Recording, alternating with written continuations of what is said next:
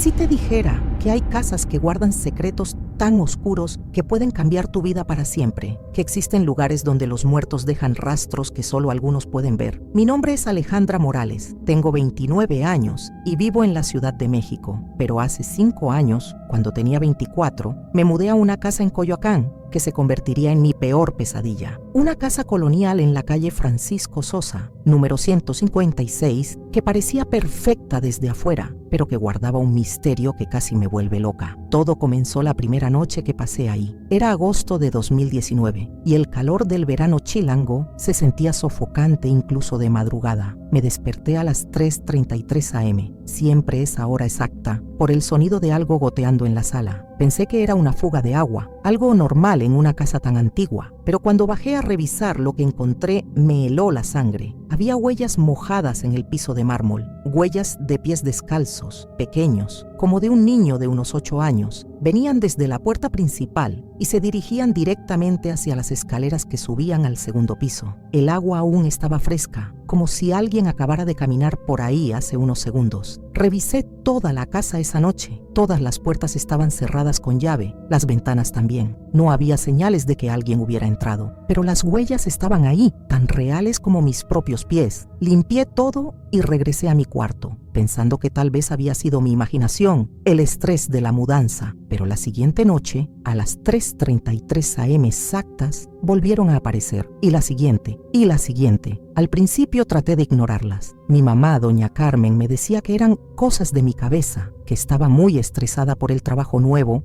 en la oficina del Infonavit.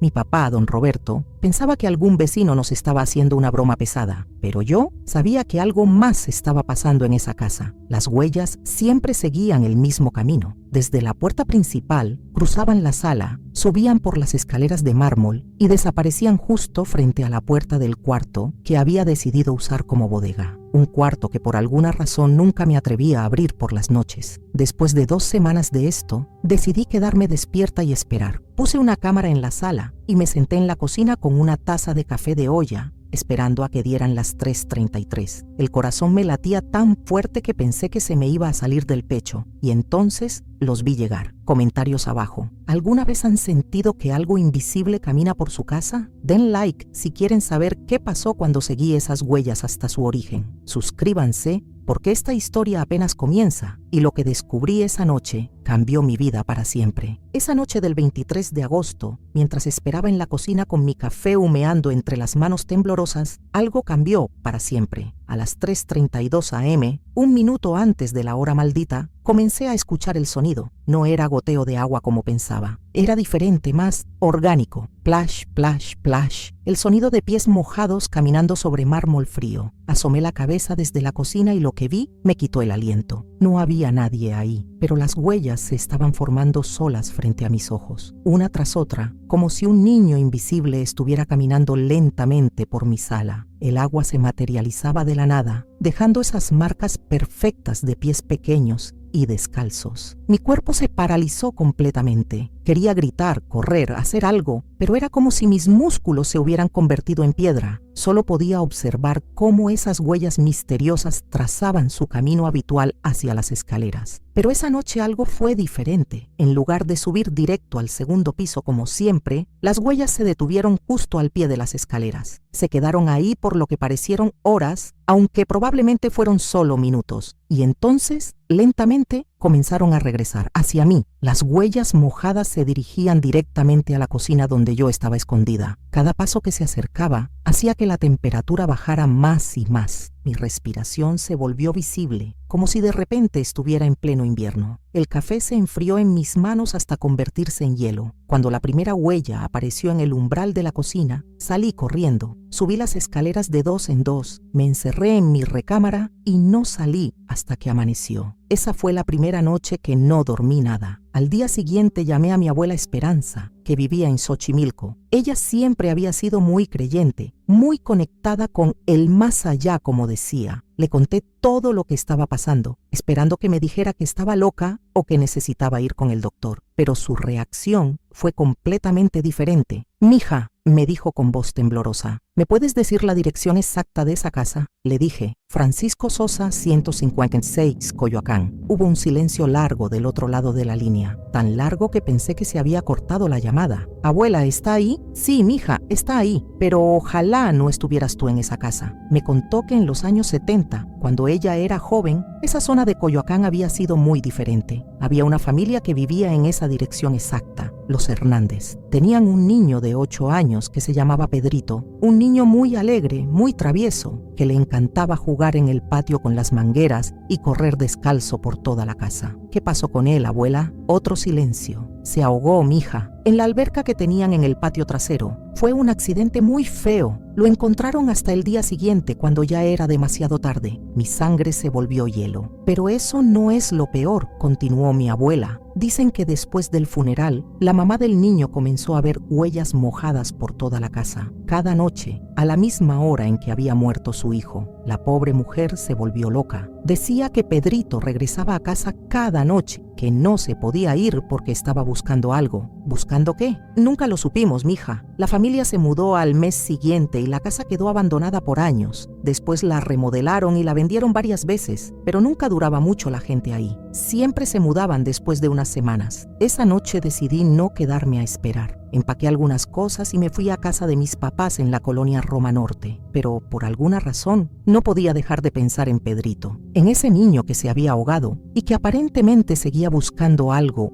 en lo que una vez fue su hogar. Pero ¿qué podía estar buscando un niño muerto después de tantos años? Pasé 3 días en casa de mis papás, pero no pude quedarme más tiempo. Tenía que regresar al trabajo. Y además, había algo que me jalaba de vuelta a esa casa. Era como si una parte de mí necesitara resolver este misterio, entender qué quería Pedrito y por qué no podía descansar en paz. Mi mamá trató de convencerme de que me quedara más tiempo. «Mija, si esa casa está embrujada, mejor búscate otro lugar. No vale la pena arriesgar tu salud mental por ahorrar unos pesos en renta». Pero yo sabía que no podía huir para siempre. Había algo en esa situación que me daba curiosidad y terror al mismo tiempo. Quizás era porque nunca había creído en fantasmas hasta ahora, o quizás era porque sentía una extraña conexión con la historia de ese niño. Regresé a la casa un jueves por la tarde. Todo se veía normal pasé 3 días en casa de mis papás, pero no pude quedarme más tiempo. Tenía que regresar al trabajo y además había algo que me jalaba de vuelta a esa casa. Era como si una parte de mí necesitara resolver este misterio, entender qué quería Pedrito y por qué no podía descansar en paz. Mi mamá trató de convencerme de que me quedara más tiempo. «Mija, si esa casa está embrujada, mejor búscate otro lugar. No vale la pena arriesgar tu salud mental por ahorrar unos pesos en renta». Pero yo sabía que no podía huir para siempre. Había algo en esa situación que me daba curiosidad y terror al mismo tiempo. Quizás era porque nunca había creído en fantasmas hasta ahora, o quizás era porque sentía una extraña conexión con la historia de ese niño. Regresé a la casa un jueves por la tarde. Todo se veía normal bajo la luz del sol. Los muros de piedra volcánica pintados de color ocre, las ventanas grandes con sus marcos de madera verde, el pequeño jardín al frente con sus bugambilias moradas. Parecía imposible que un lugar tan hermoso pudiera albergar algo sobrenatural. Pero apenas crucé la puerta principal lo sentí. Esa atmósfera pesada, fría, como si el aire mismo estuviera cargado de tristeza. Los rayos de sol que entraban por las ventanas parecían menos brillantes, como filtrados por una capa invisible de melancolía. Decidí investigar más sobre la historia de la casa. Fui al Archivo Histórico de Coyoacán y pedí todos los registros que pudieran tener sobre Francisco Sosa 156. La señora que me atendió, doña Leticia, era una mujer mayor con lentes gruesos que conocía la historia del barrio como la palma de su mano. «Ay, mija», me dijo cuando le mencioné la dirección. «Esa casa tiene mucha historia. ¿Tú eres la que se acaba de mudar ahí?». Le dije que sí, y su expresión cambió inmediatamente. «Déjame buscarte los expedientes, pero te voy a decir algo. Esa casa ha tenido más de 15 propietarios en los últimos 40 años. Nadie dura mucho ahí». Me trajo una caja llena de documentos amarillentos y fotografías en blanco y negro. Ahí estaba todo: los planos originales de 1952, las actas de defunción, los reportes policiales, las escrituras de todas las ventas. La familia original que construyó la casa se apellidaba Hernández, tal como me había dicho mi abuela. Joaquín Hernández era ingeniero civil, su esposa María Elena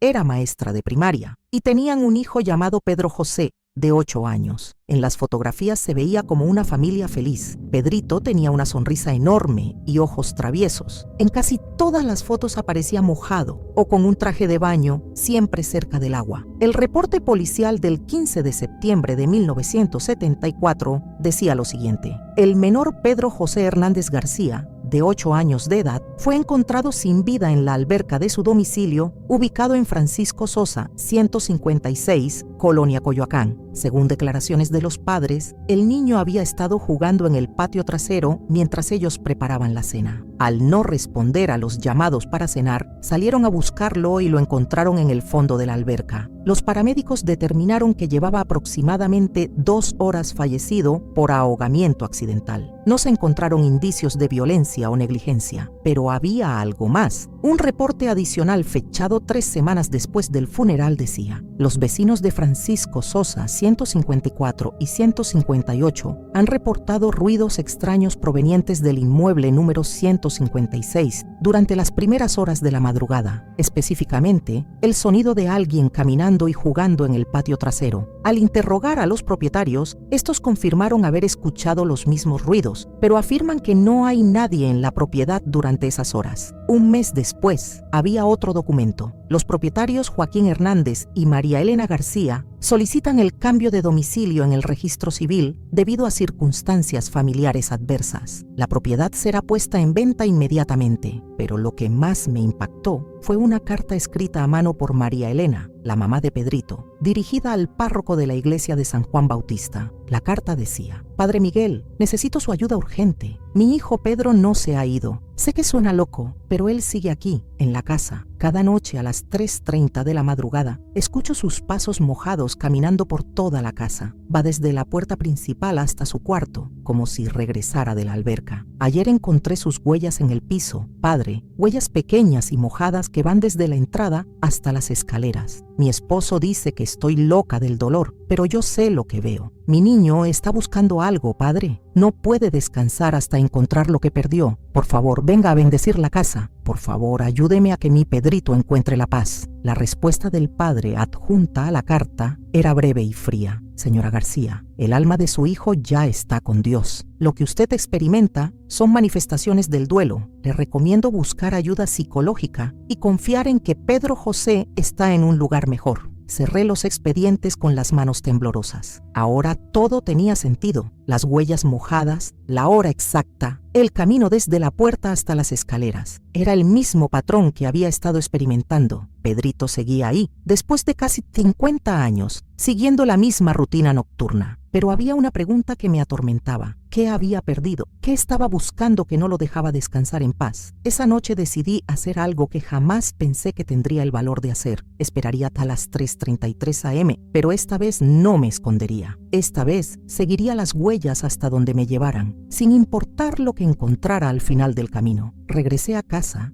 con una determinación extraña. Preparé café, puse todas las luces encendidas y esperé en la sala. Tenía una linterna, mi celular cargado y una grabadora de voz que había comprado esa tarde. A las 3:30 comenzó el frío. A las 3:33 exactas apareció la primera huella. Esta vez no corrí, esta vez las seguí. Seguir esas huellas mojadas fue la experiencia más aterradora y reveladora de mi vida. Cada paso que daba detrás de ellas sentía como si estuviera cruzando una frontera invisible entre el mundo de los vivos y algo mucho más profundo y misterioso. Las huellas, como siempre, comenzaron en la puerta principal, pero esta vez pude observarlas más de cerca. Eran perfectas, demasiado perfectas. Cada dedo del pie estaba marcado con precisión y el agua parecía tener una temperatura diferente al ambiente. Cuando toqué una de las huellas con mi mano estaba helada, como si viniera directamente de un refrigerador. Seguí las huellas a través de la sala. Pasaron junto al sofá de terciopelo azul que había comprado en el mercado de antigüedades de la Lagunilla. Bordearon la mesa de centro de madera maciza, donde siempre dejaba mis llaves, y se dirigieron directamente hacia las escaleras de mármol que llevaban al segundo piso. Pero esta vez algo era diferente. Las huellas no subían inmediatamente las escaleras como en las noches anteriores. Se detuvieron al pie de las escaleras y parecían dudar, como si el niño invisible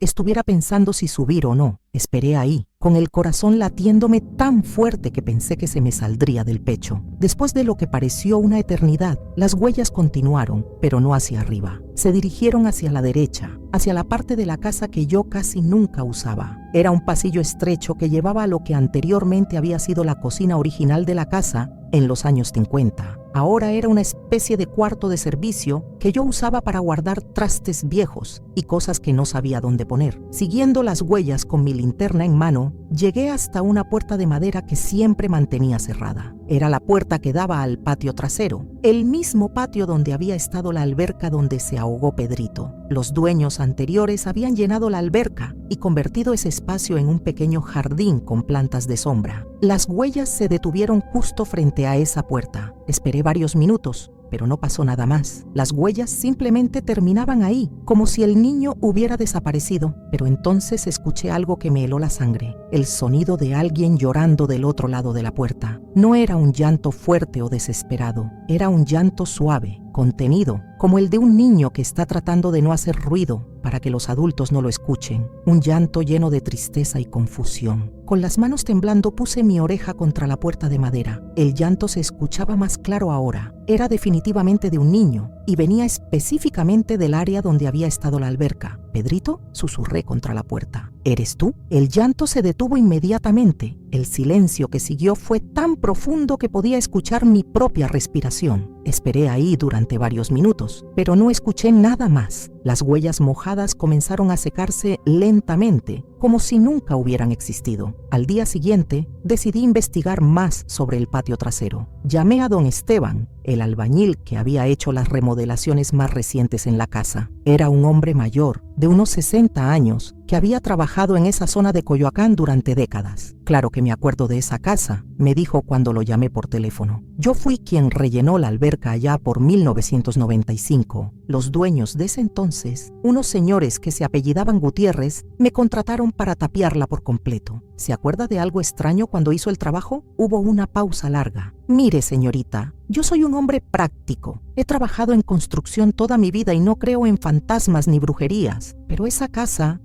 tenía algo raro». «¿Qué tipo de cosas raras?». «Cuando estábamos vaciando la alberca, encontramos algunas cosas en el fondo que no debían estar ahí. Juguetes principalmente, carritos de plástico, una pelota de fútbol desinflada y algo que me llamó mucho la atención. Un osito de peluche café que parecía haber estado ahí mucho tiempo». Mi corazón comenzó a latir más rápido. «¿Qué hicieron con esas cosas?». «Los señores Gutiérrez me dijeron que las tirara a la basura, que eran cachivaches viejos sin valor. Pero yo no pude tirar el osito. Algo me decía que no debía hacerlo. Lo guardé en una caja junto con los otros juguetes y los enterré en una esquina del patio antes de poner el concreto». «¿Los enterró? ¿Por qué?». «No sé explicarle, señorita. Era como si esas cosas pertenecieran ahí, como si fuera importante que se quedaran en la casa. Sé que suena raro, pero así me sentí». Esa tarde, armada con una pala que compré en la ferretería de la esquina, salí al patio trasero. Si don Esteban había enterrado los juguetes de Pedrito en alguna esquina, tenía que encontrarlos. Tal vez eso era lo que el niño estaba buscando. Tal vez eso era lo que no lo dejaba descansar en paz. El patio trasero era pequeño, de unos 4 por 5 metros. Estaba cubierto de cesta artificial y tenía algunas macetas con plantas que los inquilinos anteriores habían dejado. Comencé a cavar en la esquina más alejada de la casa,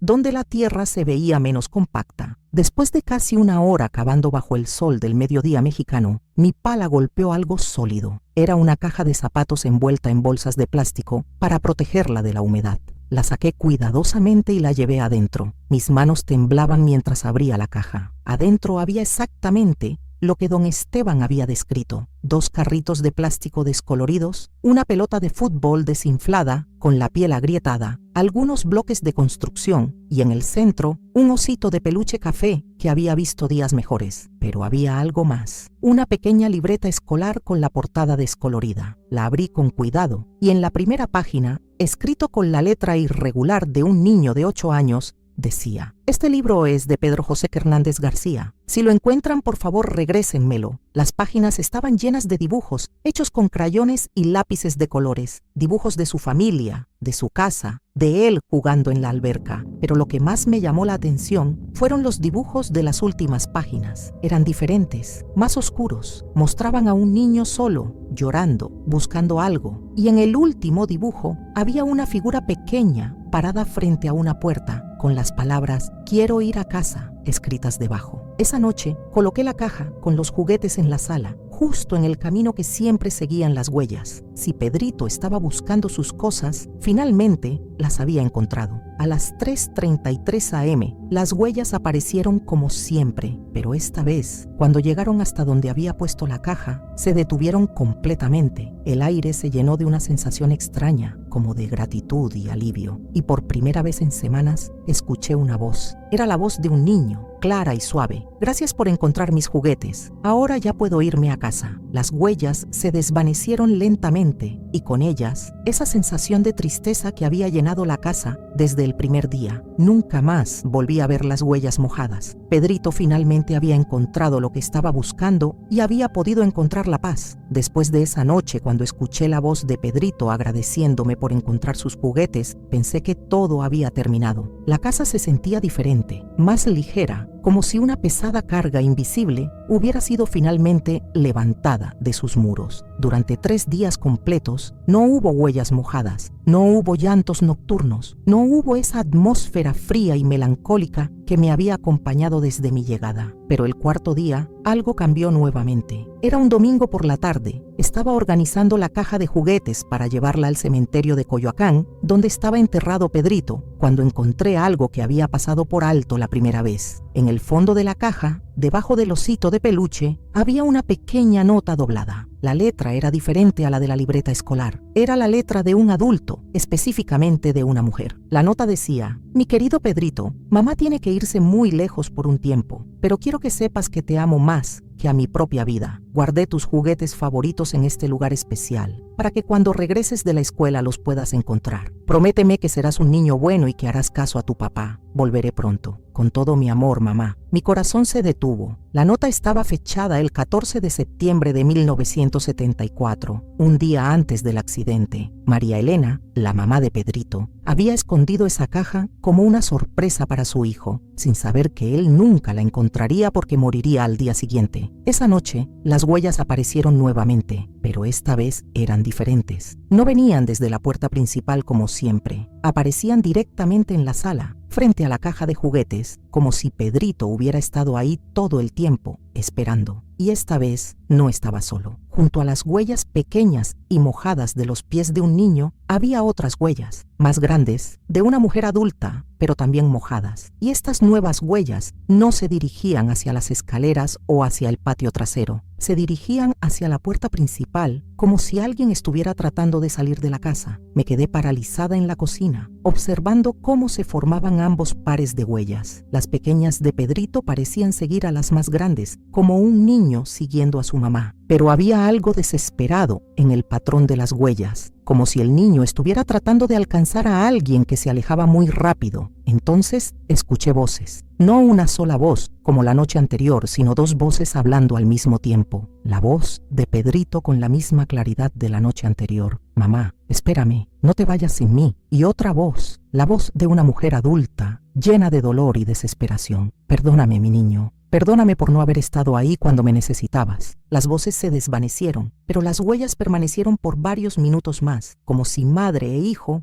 estuvieran teniendo una conversación silenciosa que yo no podía escuchar. Al día siguiente, regresé al archivo histórico de Coyoacán para investigar qué había pasado con María Elena después de la muerte de su hijo. Doña Leticia, Me recibió con curiosidad. ¿Todavía estás investigando esa casa, mija? Pensé que ya habías encontrado lo que buscabas. Encontré algunas cosas, pero necesito saber más sobre la mamá del niño que se ahogó. ¿Sabe qué pasó con ella después del accidente? Doña Leticia suspiró profundamente y me llevó a una sección diferente del archivo. Esa es una historia muy triste, mija. María Elena nunca pudo superar la muerte de su hijo. Me mostró más documentos, reportes médicos del Hospital General de México, fechados 2 meses después del funeral de Pedrito. María Elena había sido internada en el pabellón psiquiátrico después de lo que los doctores describían como un episodio psicótico severo caracterizado por alucinaciones auditivas y visuales relacionadas con el menor fallecido. La pobrecita decía que su hijo la visitaba todas las noches, continuó doña Leticia, que le pedía que se fuera con él, que estaba solo y tenía miedo. Los doctores dijeron que era una manifestación extrema del duelo,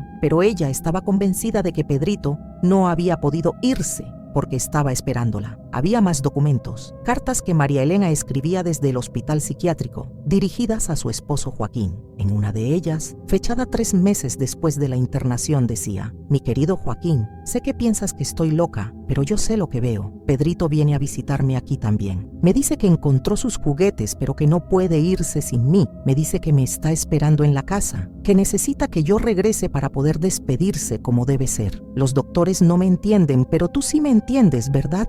Tú también lo has sentido. Por favor, ven por mí. Déjame regresar a casa una última vez». Joaquín nunca respondió esas cartas. Según los registros, él había vendido la casa inmediatamente después de la internación de su esposa y se había mudado a Guadalajara con su hermana. El último documento en el expediente de María Elena era un certificado de defunción fechado 6 meses después del accidente de Pedrito. La causa de muerte estaba listada como paro cardíaco, pero había una nota del médico tratante que decía: «La paciente falleció durante la madrugada, aproximadamente a las 3:30 am. Sus últimas palabras fueron: «Ya voy, mi niño. Mamá ya va contigo». Cerré los documentos con lágrimas en los ojos. Ahora entendía todo. María Elena había muerto esperando poder regresar a casa para despedirse de su hijo. Y Pedrito había estado esperando todos estos años a que su mamá viniera por él. Esa noche, coloqué la nota de María Elena junto a la caja de juguetes en la sala. Si ambos estaban atrapados en la casa porque no habían podido despedirse correctamente, tal vez encontrar la nota de amor de su mamá les ayudaría a encontrar finalmente la paz. A las 3:33 am, ambos pares de huellas aparecieron nuevamente, pero esta vez, en lugar de dirigirse hacia la puerta como si alguien se fuera, se dirigieron hacia el centro de la sala, donde se encontraron exactamente donde había puesto la nota. El aire se llenó de una sensación de completitud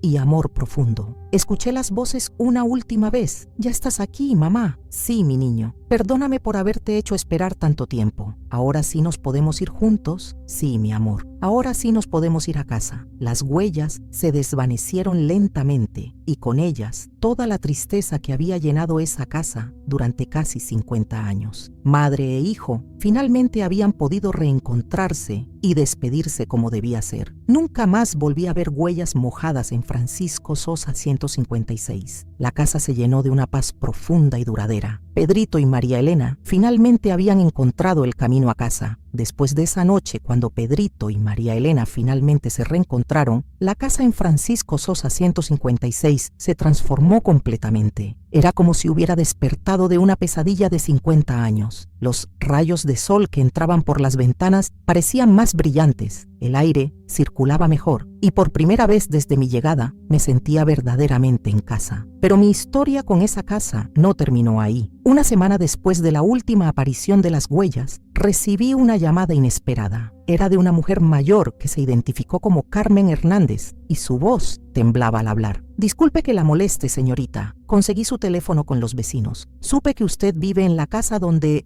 vivió mi hermano Joaquín y su familia hace muchos años». Se me cortó la respiración. Carmen era la hermana de Joaquín Hernández, el papá de Pedrito. «Me gustaría platicar con usted, si no es mucha molestia. Tengo algunas cosas que creo que le van a interesar». Nos citamos esa misma tarde en una cafetería de la calle Francisco Sosa, a solo 2 cuadras de la casa. Carmen tenía 78 años, cabello blanco perfectamente peinado y ojos que habían visto mucho dolor. Traía consigo una caja de cartón vieja y amarillenta. Cuando Joaquín se mudó a Guadalajara después de todo lo que pasó, me dejó estas cosas. Me dijo que las tirara, que no quería volver a ver nada relacionado con esa casa. Pero yo nunca pude hacerlo. Abrió la caja con manos temblorosas. Adentro había fotografías familiares, cartas, documentos y algo que me llamó inmediatamente la atención. Un diario con pasta de cuero café. Este era el diario de María Elena, me explicó Carmen. Lo escribía todos los días desde que Pedrito era bebé. Joaquín me lo dio junto con las otras cosas, pero nunca tuve el valor de leerlo completo. Era demasiado doloroso. Tomé el diario con reverencia. Las páginas estaban amarillentas por el tiempo, y la escritura de María Elena era delicada y cuidadosa. Comencé a hojearlo mientras Carmen me contaba más detalles de la familia. Pedrito era un niño muy especial, decía con lágrimas en los ojos. Muy inteligente, muy cariñoso, pero también muy sensible. María Elena siempre decía que él tenía una conexión especial con las cosas que otros no podían ver. ¿Qué tipo de cosas? Bueno, desde pequeñito, Pedrito decía que podía ver a su abuelita Esperanza,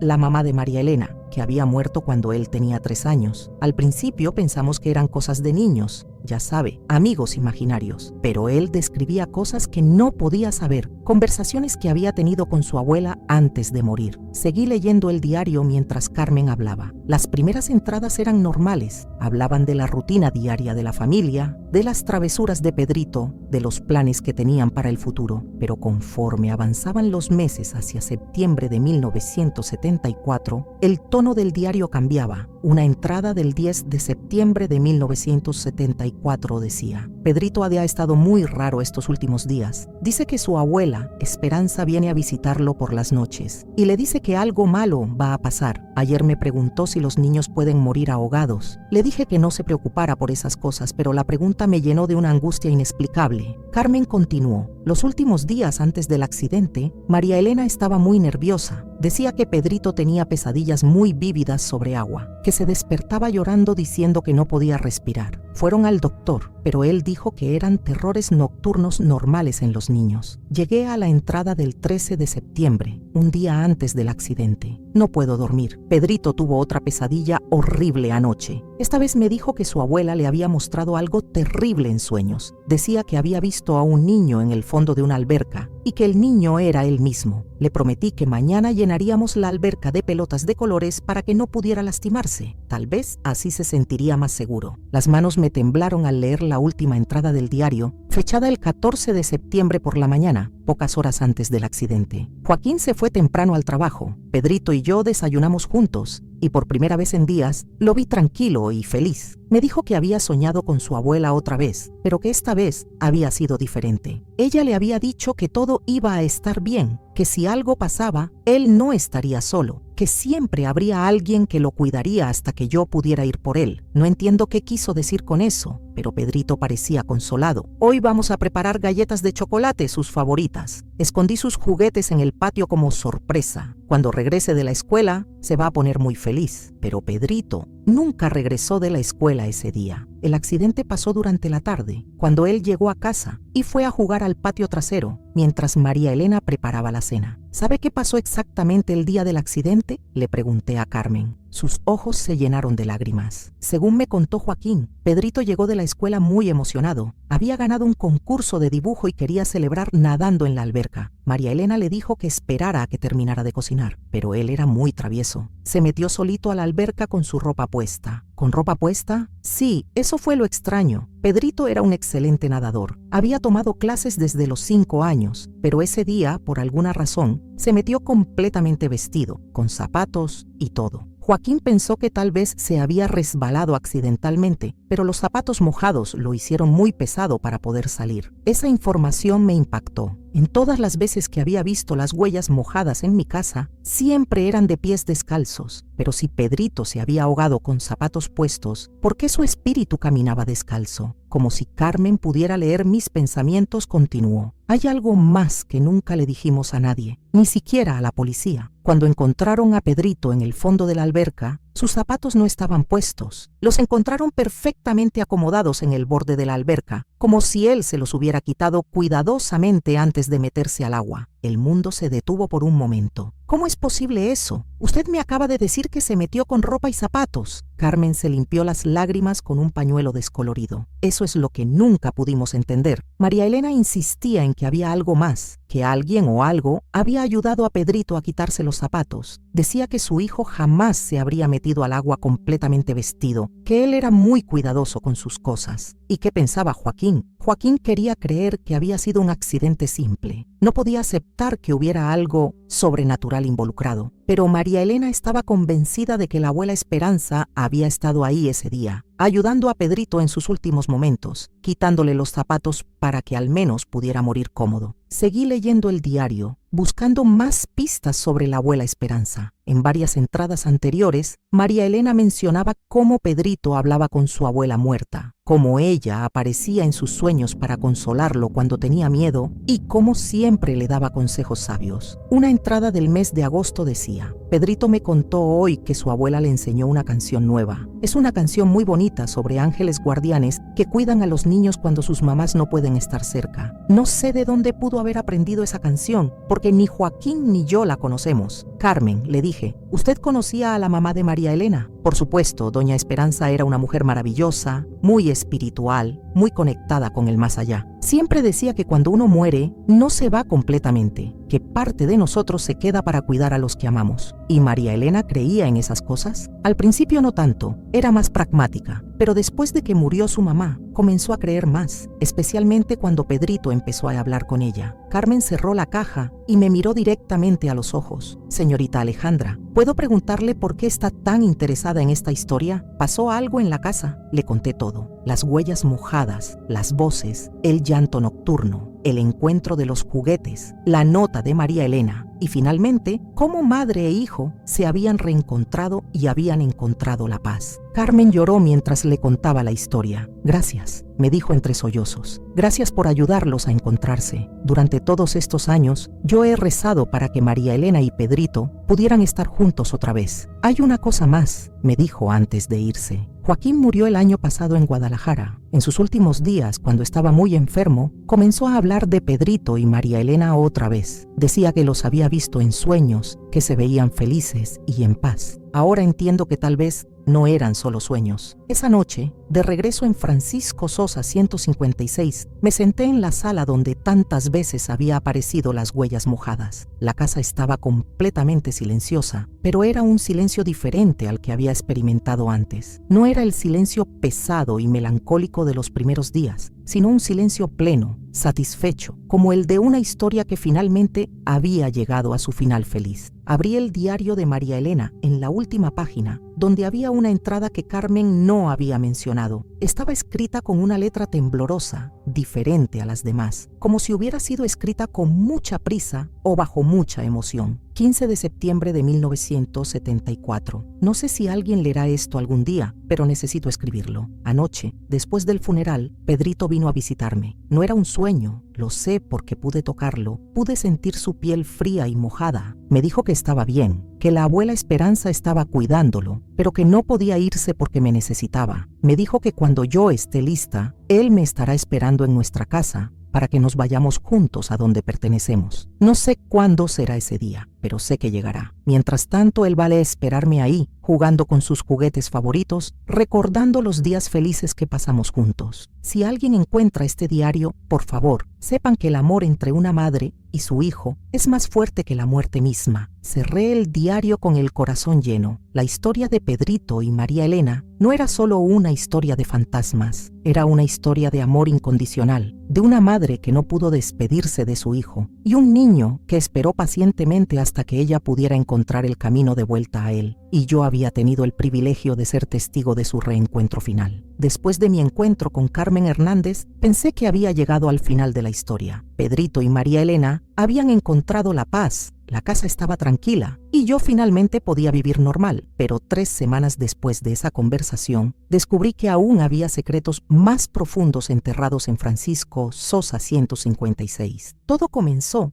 cuando decidí remodelar el cuarto del segundo piso que había estado usando como bodega, el mismo cuarto frente al cual siempre terminaban las huellas de Pedrito antes de dirigirse hacia el patio trasero. Había contratado al mismo don Esteban que había rellenado la alberca años atrás, y mientras él trabajaba quitando un papel tapiz viejo de las paredes, encontró algo inesperado. «Señorita Alejandra», me gritó desde arriba, «venga rápido, tiene que ver esto». Subí corriendo y lo encontré parado frente a una pared donde había quitado el papel tapiz. Debajo del papel había otro tipo de decoración más antigua, dibujos hechos directamente sobre la pared con crayones de colores. Estos dibujos estaban tapados por el papel, me explicó don Esteban. Parecen hechos por un niño. Me acerqué para examinarlos mejor. Eran definitivamente dibujos de Pedrito. Reconocí su estilo por la libreta que había encontrado en la caja de juguetes. Había dibujos de su familia, de la casa, de él nadando en la alberca. Pero había otros dibujos que me llamaron mucho la atención. En una esquina de la pared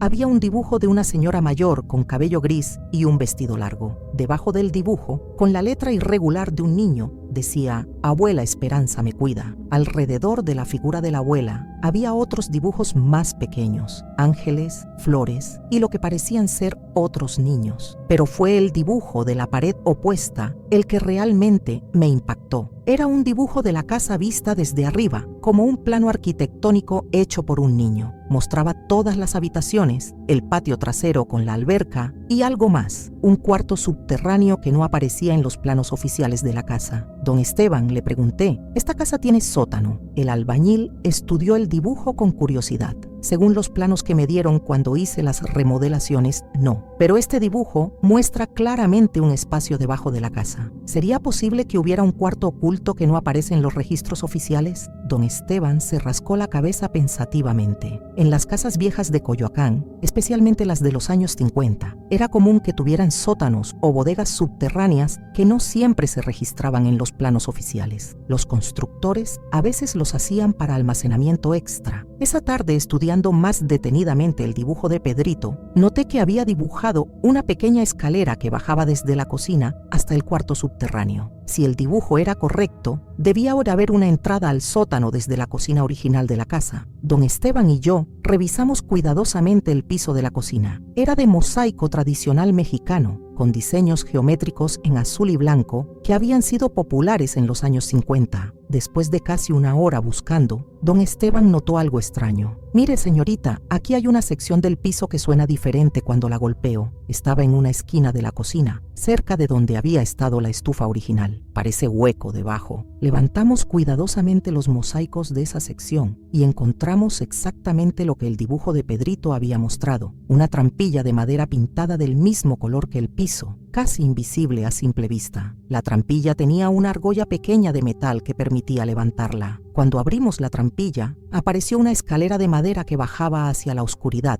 El aire que subía desde abajo tenía un olor particular, humedad mezclada con algo dulce y floral, como perfume antiguo. «¿Bajamos a ver qué hay ahí abajo?», me preguntó don Esteban. Armados con linternas potentes que había comprado esa tarde en la ferretería, comenzamos a bajar por la escalera de madera. Los escalones crujían bajo nuestro peso, pero se sentían sólidos y seguros. Al llegar abajo, nos encontramos en un cuarto subterráneo de aproximadamente 3 por 4 metros. El cuarto estaba sorprendentemente bien conservado. Las paredes eran de piedra volcánica, igual que el resto de la casa, y el piso era de tierra compactada, cubierta con tapetes de petate. Pero lo que realmente nos sorprendió fue lo que había en el cuarto. Era como un pequeño santuario o altar. En una pared había un nicho con veladoras, flores secas y fotografías enmarcadas. En el centro del nicho había una foto grande de una mujer mayor que inmediatamente reconocí. Era la abuela Esperanza, la misma que Pedrito había dibujado en la pared de arriba. Alrededor del nicho había otras fotografías: María Elena de joven, Pedrito en diferentes edades y fotos familiares que parecían abarcar varias generaciones. Pero había algo más que me llamó la atención. Había juguetes antiguos esparcidos por el cuarto, muñecas de porcelana, carritos de metal, trompos de madera y otros juguetes que parecían de diferentes épocas. Esto parece ser como una capilla familiar, observó don Esteban. Mi abuela tenía algo similar en su casa en Xochimilco. En una esquina del cuarto había una pequeña mesa con un libro grueso encima. Era un libro de oraciones en latín, pero tenía muchas hojas sueltas metidas entre las páginas. Tomé el libro cuidadosamente y comencé a revisar las hojas. Eran cartas, todas escritas con la misma letra elegante. Estaban dirigidas a mis queridos nietos que aún no han nacido y estaban fechadas entre 1948 y 1952, años antes de que naciera Pedrito. Una de las cartas, fechada en 1950, decía: «Mis queridos nietos del futuro, mi nombre es Esperanza Morales, viuda de García, y estoy escribiendo estas cartas para ustedes desde este lugar sagrado que he construido debajo de nuestra casa familiar. Sé que cuando yo me vaya de este mundo, mi espíritu permanecerá aquí para cuidar a las generaciones que vengan después de mí. Este cuarto será siempre un lugar de protección para los niños de nuestra familia». Otra carta de 1951 decía: «He tenido visiones muy claras sobre el futuro de nuestra familia. Veo a una niña que nacerá pronto y que se llamará María Elena. Veo que tendrá un hijo muy especial, un niño que podrá comunicarse con los que ya hemos partido. Cuando llegue el momento, yo estaré aquí para guiarlo y protegerlo». La carta más impactante estaba fechada pocos días antes de la muerte de Esperanza en 1952. Mis visiones se han vuelto más claras. Veo que mi bisnieto, el hijo de María Elena, enfrentará una situación muy difícil cuando tenga 8 años. Veo agua, veo peligro, veo tristeza, pero también veo que él no estará solo en sus momentos finales. Yo estaré ahí para acompañarlo hasta que pueda reunirse con su mamá. He preparado este lugar como refugio espiritual para él, para que tenga un lugar seguro donde esperar hasta que llegue el momento de partir definitivamente. Las manos me temblaron al leer esa carta. Esperanza había previsto la muerte de Pedrito más de 20 años antes de que ocurriera y había preparado ese cuarto subterráneo como un refugio espiritual para él. En la última carta del libro, Esperanza escribía: «Sé que alguien encontrará estas cartas algún día. Cuando eso pase, significará que mi misión ha terminado, que mi bisnieto y mi nieta han encontrado finalmente la paz y pueden partir juntos hacia donde pertenecen. A quien encuentre este lugar, gracias por ayudar a mi familia a sanar. Este cuarto ha cumplido su propósito». Don Esteban y yo nos quedamos en silencio por varios minutos, procesando todo lo que habíamos descubierto. Esperanza no solo había sabido sobre la muerte futura de Pedrito, sino que había preparado un lugar espiritual para él, un lugar donde pudiera refugiarse mientras esperaba a su mamá. Esa noche, después de que don Esteban se fue, me quedé pensando en todo lo que había aprendido. La historia era mucho más profunda de lo que había imaginado. No era solo la historia de un niño que se había ahogado accidentalmente. Era la historia de una familia conectada espiritualmente a través de generaciones, donde el amor y la protección trascendían incluso la muerte. Y yo había sido elegida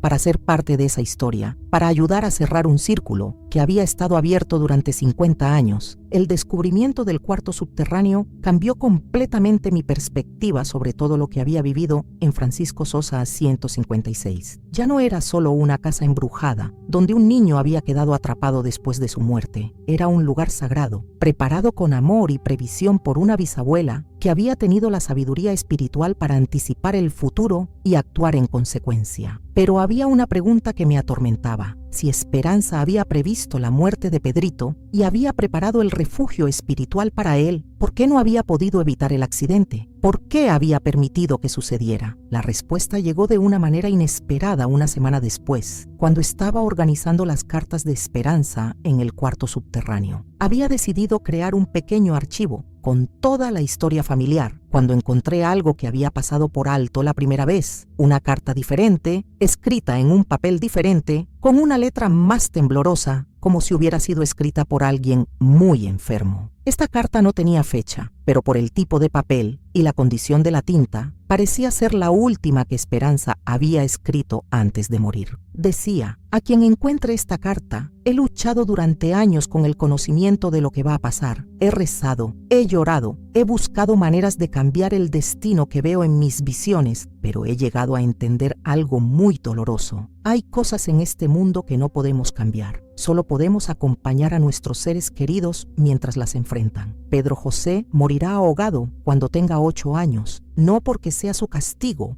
o porque Dios sea cruel, sino porque su alma tiene una misión diferente en esta tierra. Él será el puente que reunirá a nuestra familia cuando llegue el momento. Su muerte, por trágica que sea, servirá para que María Elena comprenda finalmente el don espiritual que heredó de mí, el don de comunicarse con los que ya partieron. He visto que después de la muerte de Pedrito, María Elena desarrollará completamente sus habilidades espirituales. Podrá ver más allá del velo que separa nuestro mundo del siguiente, y cuando llegue su momento de partir, ella y Pedrito se encontrarán aquí, en este lugar sagrado, y partirán juntos hacia la luz. No pude evitar el accidente, porque hacerlo habría cambiado el destino espiritual de toda nuestra línea familiar. A veces, el amor más grande requiere permitir que sucedan cosas dolorosas para que puedan ocurrir cosas más grandes y hermosas. Esa carta me dejó sin palabras. Esperanza había cargado durante años con el peso terrible de saber que su bisnieto iba a morir y no poder hacer nada para evitarlo, pero había encontrado una manera de convertir esa tragedia en algo significativo, un catalizador para el despertar espiritual de María Elena. Esa noche, decidí hacer algo que no había hecho desde el reencuentro de Pedrito y María Elena. Me quedé despierta esperando las 3:33 am, pero esta vez no esperaba ver huellas mojadas, esperaba algo diferente. A las 3:33 exactas sentí una presencia en la casa, pero no era la presencia fría y triste que había sentido antes. Era una presencia cálida, acogedora, llena de sabiduría y amor. Bajé al cuarto subterráneo con una vela encendida y me senté frente al altar de Esperanza. Esperanza, dije en voz alta, sintiéndome un poco tonta pero decidida a intentarlo. Sé que estás aquí. Quiero agradecerte por permitirme ser parte de esta historia, pero necesito entender algo más. El cuarto se llenó de un aroma a flores de cempasúchil, el mismo aroma que había notado la primera vez que abrimos la trampilla, y entonces escuché una voz suave y maternal que parecía venir de todas partes y de ninguna parte al mismo tiempo. Mija, has hecho mucho más de lo que esperaba. Has sido el instrumento final para que mi familia encuentre la paz. ¿Pero por qué yo? ¿Por qué me eligieron a mí para esto? Porque tienes un corazón puro y no temes al amor que trasciende la muerte, pero también porque tú también necesitabas sanar algo, ¿no es cierto? La pregunta me golpeó como un rayo. Era verdad, yo me había mudado a esa casa después de pasar por mi propio periodo de dolor y pérdida. Mi abuelo Miguel, que había sido como un padre para mí, había muerto 6 meses antes de mi mudanza. Él también se había ahogado en un accidente de pesca en Veracruz, y yo nunca había podido despedirme de él porque estaba viajando por trabajo cuando pasó el accidente. Sí, admití con lágrimas en los ojos. Yo también perdí a alguien sin poder despedirme. Tu abuelo está bien, mija. Él ha estado cuidándote desde el otro lado, igual que yo cuidé a Pedrito. Y él quiere que sepas que está orgulloso de la mujer en la que te has convertido. Sentí como si un peso enorme se levantara de mis hombros. Durante meses había cargado con la culpa de no haber estado ahí para mi abuelo en sus últimos momentos. Igual que María Elena había cargado con la culpa de no haber cuidado mejor a Pedrito. La muerte no es el final del amor, mija, continuó la voz de Esperanza. Es solo una transformación. Tu abuelo, Pedrito, María Elena y yo, todos seguimos existiendo, solo en una forma diferente. Y el amor que compartimos con ustedes no desaparece, solo se vuelve más puro, más fuerte. ¿Qué va a pasar ahora con la casa? La casa ha cumplido su propósito como refugio espiritual. Ahora puede ser simplemente un hogar feliz para quien la habite, pero tú puedes quedarte aquí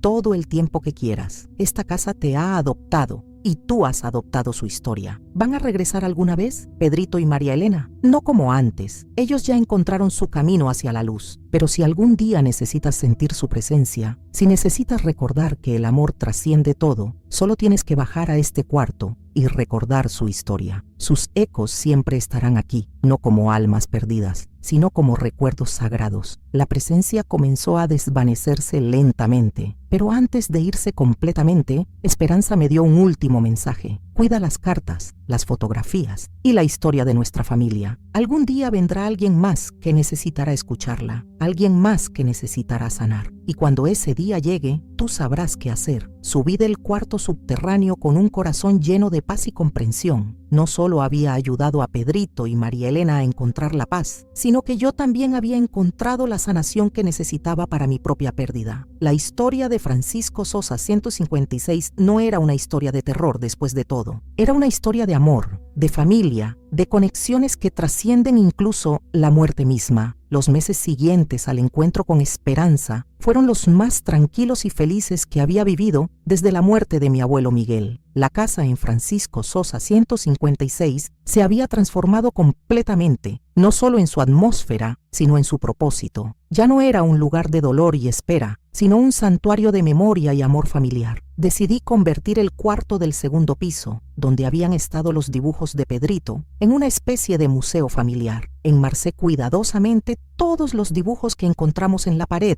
las fotografías de la familia Hernández y las cartas de Esperanza. También puse la caja de juguetes de Pedrito en una vitrina especial, junto con su libreta escolar y la nota de amor de María Elena. El cuarto subterráneo lo mantuve exactamente como lo había encontrado, como un lugar sagrado donde cualquiera que viviera en la casa pudiera ir a reflexionar, a recordar o simplemente a sentir la presencia del amor que trasciende la muerte. Pero la transformación más importante no era física, sino espiritual. Yo misma había cambiado profundamente. La experiencia de ayudar a Pedrito y María Elena a encontrarse me había enseñado que la muerte no es el final de las relaciones que realmente importan, sino solo una transformación de la forma en que nos conectamos con nuestros seres queridos. Un día de noviembre, casi 4 meses después del último encuentro con las almas de la familia Hernández, recibí una visita inesperada. Era una mujer joven, de unos 25 años, que tocó mi puerta con lágrimas en los ojos. «Disculpe», me dijo. «Mi nombre es Sofía Hernández. Soy sobrina nieta de Joaquín Hernández. Mi tía Carmen me dio su dirección y me contó todo lo que pasó aquí». Sofía tenía los mismos ojos expresivos de Pedrito, los mismos que había visto en las fotografías familiares. Era hija del primo de Pedrito que había vivido en Guadalajara desde el accidente. «Mi familia nunca habló mucho sobre lo que pasó aquí», continuó, «pero yo siempre supe que había algo importante en esta historia. Desde niña he tenido sueños muy vívidos sobre un primo que nunca conocí, sobre una casa en Coyoacán, sobre una abuela que podía ver el futuro. La invité a pasar y le conté toda la historia. Le mostré el museo familiar que había creado arriba y la llevé al cuarto subterráneo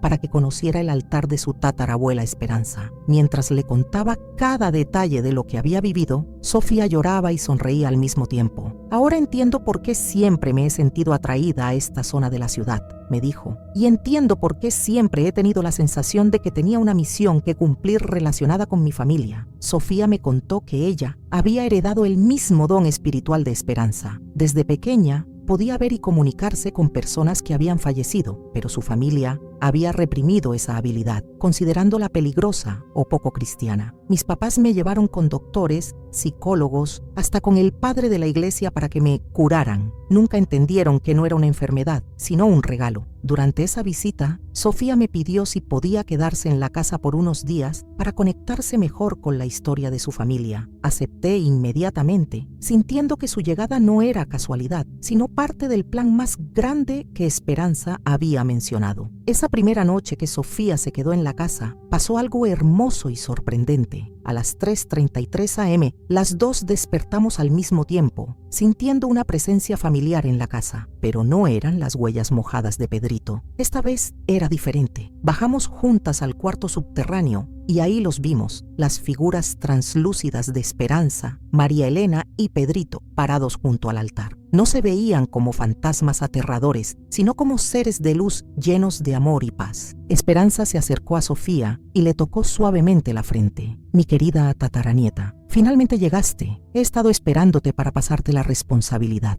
«¿Qué responsabilidad, tatarabuela?» «El don de nuestra familia, la habilidad de ser puente entre los mundos, de ayudar a las almas perdidas a encontrar su camino, de sanar el dolor que deja la muerte inesperada». María Elena se acercó también. «Sofía, tú tienes el mismo don que yo desarrollé después de la muerte de Pedrito, pero a diferencia de mí, tú no tendrás que aprender a través del dolor. Nosotros te enseñaremos con amor». Pedrito, que se veía exactamente como en las fotografías pero rodeado de una luz dorada, sonrió a su prima. «Sofía, hay muchos niños como yo que necesitan ayuda para encontrar a sus familias en el más allá. Tú puedes ser quien los ayude. Durante las siguientes 3 horas, las 3 generaciones de mujeres de la familia Hernández le enseñaron a Sofía cómo usar su don correctamente, cómo protegerse de las energías negativas y cómo distinguir entre almas que necesitan ayuda y energías que podrían ser peligrosas. Yo observé todo desde una esquina del cuarto, sintiéndome profundamente honrada de ser testigo de esa transmisión generacional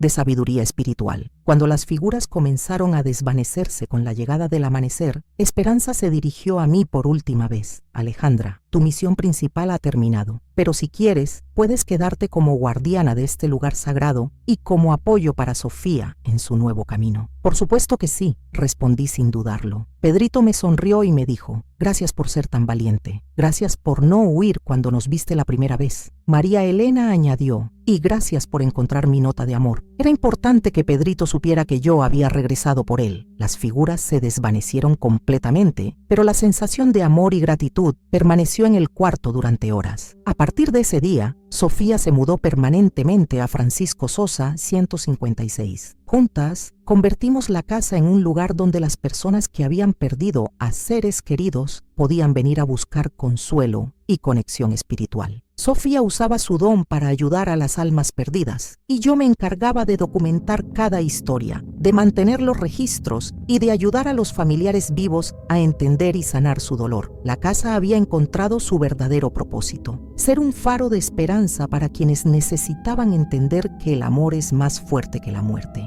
Han pasado 5 años desde que Sofía se mudó conmigo a Francisco Sosa 156 y puedo decir que estos han sido los años más significativos y transformadores de mi vida. La casa, que una vez me llenó de terror, se convirtió en mi hogar verdadero, en mi propósito y en el lugar donde aprendí que existen conexiones que van más allá de lo que podemos ver o tocar. Sofía se ha convertido en una guía espiritual reconocida en toda la Ciudad de México y sus alrededores. Personas de Guadalajara, Monterrey, incluso de otros países, vienen a nuestra casa cuando han perdido a alguien inesperadamente y necesitan esa conexión final, esa despedida que nunca pudieron tener. Ella ha ayudado a cientos de almas perdidas a encontrar la paz y a miles de familias a sanar el dolor de la pérdida. Yo me he convertido en la documentadora oficial de cada caso que llega a nuestra casa. Tengo archivados más de 300 testimonios de personas que han encontrado la paz después de conectarse con sus seres queridos fallecidos a través del don de Sofía. Cada historia es única, pero todas comparten algo en común. El amor trasciende cualquier barrera, incluso la muerte. La casa en Francisco Sosa 156 ahora es conocida discretamente en ciertos círculos como la Casa de los Reencuentros. No hacemos publicidad ni cobramos dinero por nuestros servicios. Las personas llegan a nosotras a través de referencias cuando realmente necesitan nuestra ayuda. Mantenemos todo en privado porque sabemos que hay escépticos que no entenderían lo que hacemos y también porque algunas experiencias son demasiado sagradas para ser expuestas públicamente. El cuarto subterráneo que descubrí hace 5 años se ha convertido en nuestro espacio de trabajo principal. Hemos añadido más fotografías de las familias que hemos ayudado, más cartas de agradecimiento, más objetos que han servido como puentes entre los mundos, pero el altar de esperanza permanece intacto como el corazón espiritual de todo lo que hacemos. Hay noches en las que aún siento la presencia de Pedrito, María Elena y Esperanza en la casa, no como almas perdidas buscando ayuda, sino como guardianes espirituales que nos protegen y nos guían en nuestro trabajo. Sofía dice que ellos son nuestro comité de bienvenida para las nuevas almas que llegan buscando ayuda, pero no todo ha sido fácil. Hemos enfrentado casos muy difíciles, almas que han estado perdidas por décadas, incluso siglos. Hemos ayudado a niños que murieron en la epidemia de influenza de 1918, a soldados de la Revolución Mexicana que nunca encontraron el camino a casa, a mujeres que murieron en los terremotos de 1985 y nunca pudieron despedirse de sus hijos. Cada caso nos enseña algo nuevo sobre la naturaleza del amor, de la muerte y de las conexiones que nos unen como seres humanos, pero también nos ha enseñado que hay fuerzas oscuras en el mundo espiritual, entidades que se alimentan del dolor y la desesperación. Hemos aprendido a protegernos, a distinguir entre las almas que necesitan ayuda genuina y aquellas presencias que podrían ser ser peligrosas. El caso más difícil que hemos enfrentado llegó hace 2 años. Una familia de Cuernavaca nos contactó porque su casa estaba siendo atormentada por algo que no parecía ser un espíritu humano normal. Los objetos se movían solos, aparecían mensajes amenazantes escritos en las paredes y la temperatura de ciertas habitaciones bajaba hasta niveles imposibles. Cuando Sofía y yo fuimos a investigar, descubrimos que no era un fantasma,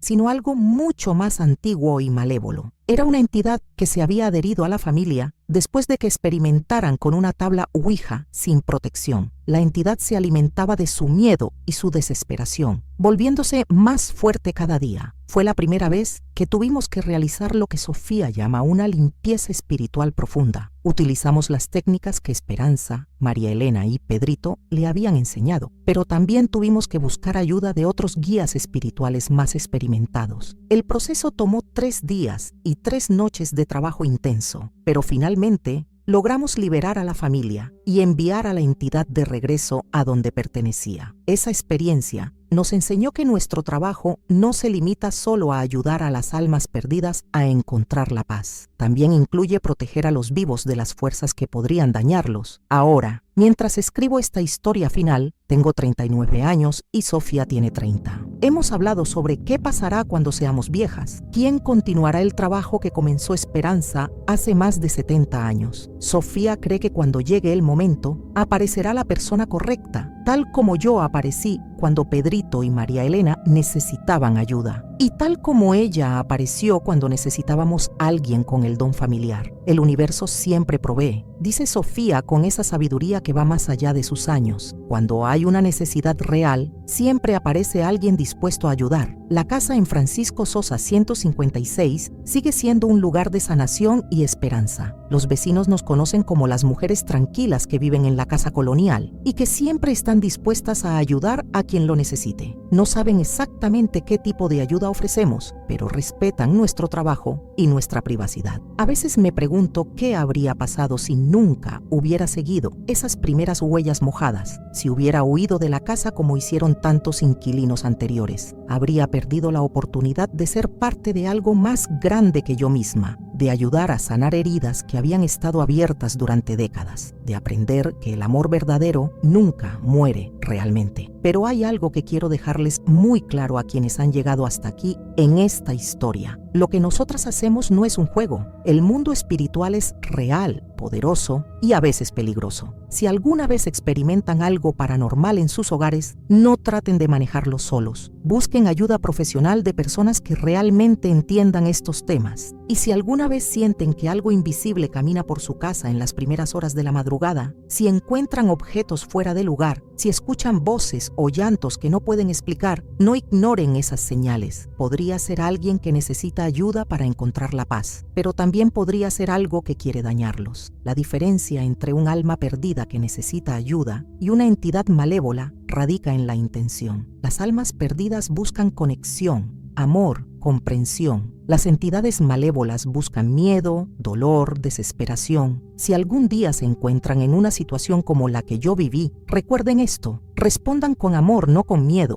El amor es la fuerza más poderosa que existe, incluso más poderosa que la muerte misma. Y si después de leer esta historia sienten la necesidad de contactarnos, sepan que nuestra puerta siempre está abierta para quienes realmente necesitan nuestra ayuda. Pero no vengan por curiosidad o entretenimiento. Vengan solo si han perdido a alguien y necesitan esa conexión sanadora, o si están siendo atormentados por fuerzas que no pueden controlar. Francisco Sosa, 156, Coyoacán, Ciudad de México. Aquí estaremos, Sofía y yo, continuando el legado de amor y sanación que comenzó Esperanza hace tantos años, porque al final eso es lo que todos buscamos: amor, comprensión y la certeza de que nunca estamos realmente solos. Si llegaron hasta aquí, comenten. Creo en el poder del amor eterno. Den like si esta historia les ha tocado el corazón de alguna manera y suscríbanse porque tenemos muchas más historias reales de esperanza y sanación que compartir con ustedes. La muerte no es el final, es solo el comienzo de una nueva forma de amar.